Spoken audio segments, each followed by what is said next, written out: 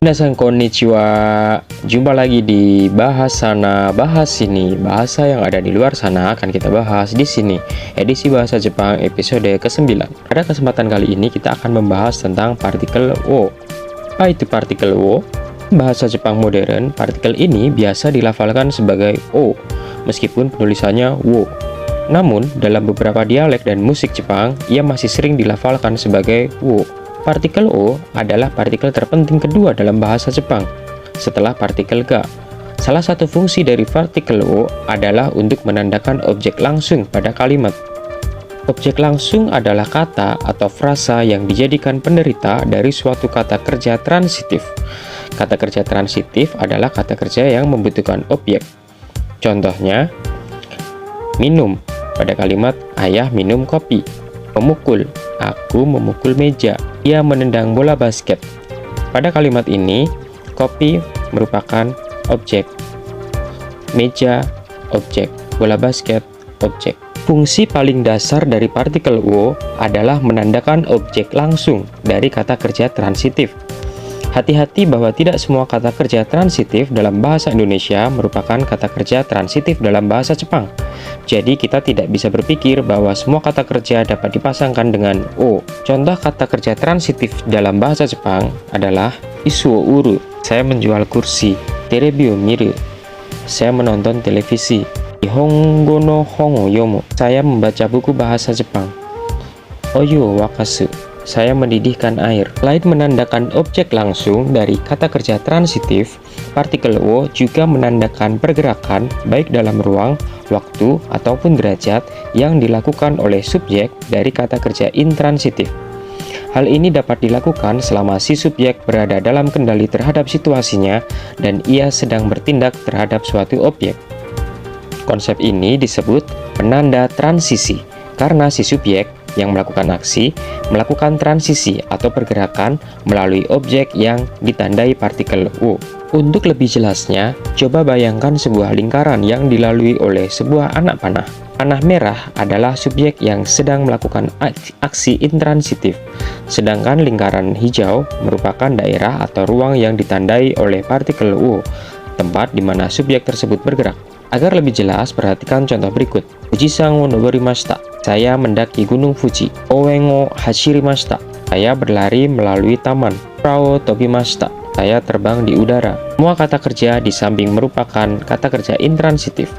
Tetapi karena kita ingin memperjelas si subjek sedang melakukan aksinya melalui apa, maka kita gunakan partikel wo. Fungsi ini berbeda dengan partikel de dan ni yang memiliki nuansanya sendiri. Partikel wo dapat digunakan lebih dari satu kali dalam sebuah kalimat dengan masing-masing mempunyai peran yang berbeda.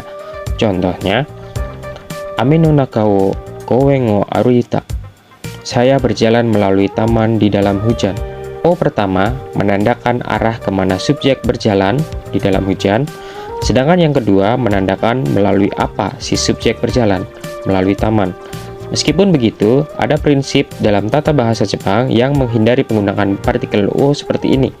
Untuk itu, o pertama biasanya dihilangkan. Kemudian, partikel o dapat juga menandakan asal dari kepergian. Contohnya, densha wo orimashita. Densha kara orimashita. Saya turun dari kereta. Bedakan penggunaan o dengan kara dalam kalimat seperti ini. Bila menggunakan o, maka hanya menyatakan bahwa si subjek turun dari kereta. Sedangkan kara mengimplikasikan bahwa si pembicara dengan sengaja pergi ke tempat lain setelah turun dari kereta. Ie wo demashita. Ie kara demashita.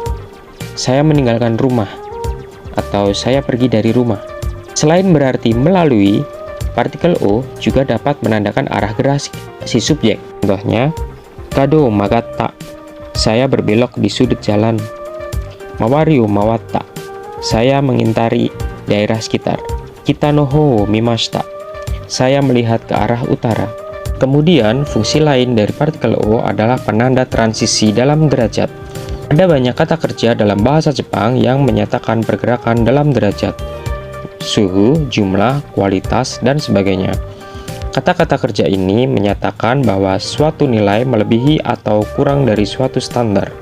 Contohnya, Kyou wa 35 度を超える Musobi deshita. Hari ini merupakan hari panas yang melebihi 35 derajat Celcius. Sono kingaku wa 1 oku doru wo uwamawarimashita. Jumlah uangnya melebihi 100 juta dolar. Kijun wo shitamawaru, membawahi standar. Selanjutnya, berfungsi sebagai penanda transisi dalam waktu. Contoh kalimatnya, Kanada de natsuyasumi wo sugoshimashita. Saya menghabiskan waktu libur musim panas di Kanada. Sugosu merupakan kata kerja transitif. Ini menandakan bahwa ketika fungsi partikel o ini digunakan bersama kata kerja transitif, ia dipasangkan dengan kata benda yang bukan merupakan jumlah waktu, tetapi sebuah periode. Dalam hal ini natsuyasumi. Bedakan dengan kalimat yang menggunakan kata kerja intransitif berikut. Shungo kara 10年を経た建物調査を行います. Kami mengadakan investigasi terhadap gedung-gedung yang melewati waktu 10 tahun sejak pembangunannya selesai. Heta merupakan kata kerja intransitif.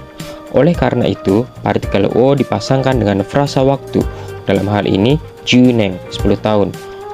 Contoh lagi, Watashi tachi wa kibishii genjitsu no naka o ikite imasu.